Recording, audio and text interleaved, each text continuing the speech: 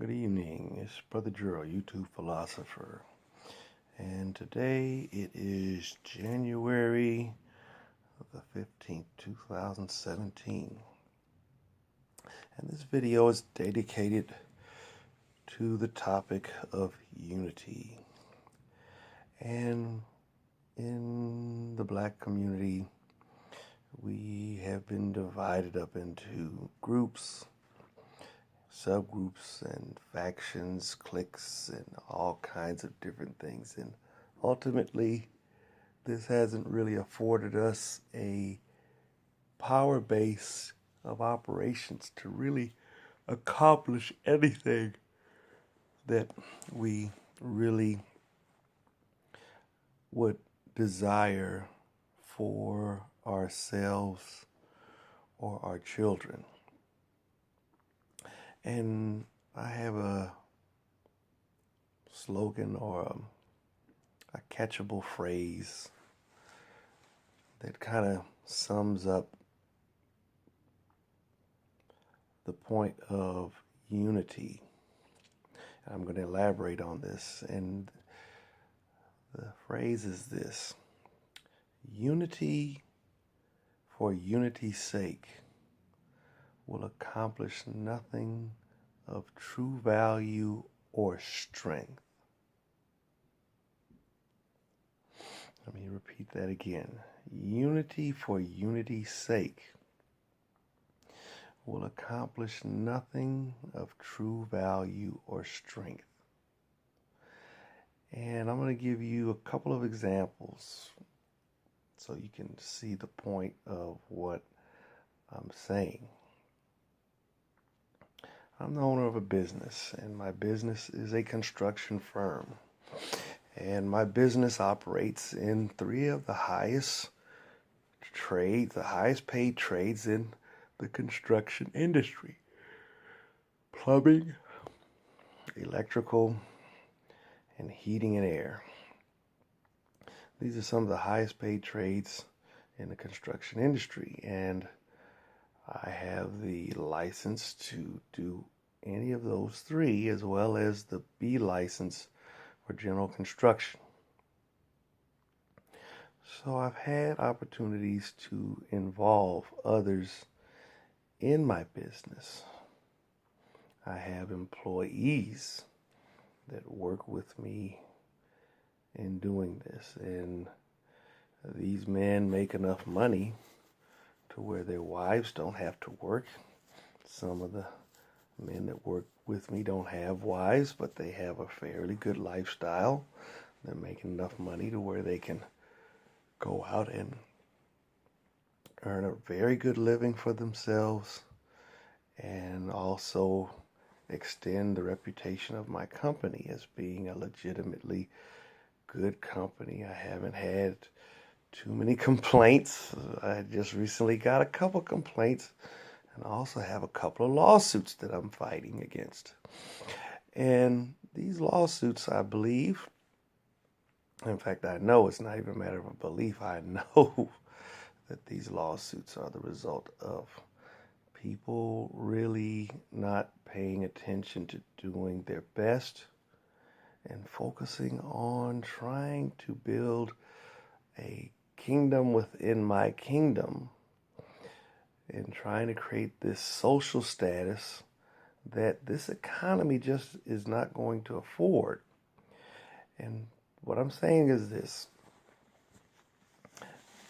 back before 2008, before I got licensed to be a contractor, I was working as an unlicensed contractor, and I did heating and air, electrical, plumbing, and I started out back in 98 as a unlicensed plumber, and I was doing a lot of work, and the economy was booming. It was going pretty good to where I was able, at the very first job I went on, I was able to repipe a lady's house, and in 3 days I made literally $1,000 a day. Back in 1998, as an unlicensed plumber, I'm piping in this lady's house, and literally I think I spent maybe $700 or $800 in materials, And I repiped this lady's water service throughout her whole house. She had pulled a homeowner's permit, and I got paid literally $1,000 a day because it took me 3 days. And they were long days. I think I spent like 12, 14 hours per day piping in this lady's house. But the good thing about it is in 3 calendar days, I finished the job. So the economy was going so well that I had these other two gentlemen during the same time. They were running a multi-million-dollar construction firm. And they only had the B license in their company, as well as they had brought on a guy who was smart enough to take the electrician's exam, and they were able to add electrical as a part of the service that their company provided. And they were making so much money that they were able to afford this lifestyle that very few people could even imagine being able to do. And here it is, these two brothers, these two black guys are doing it, making all this money. But the economy took a turn for the worse. And even though their company was valued at millions of dollars, they had no real assets. Everything was on paper of being worth this millions of dollars.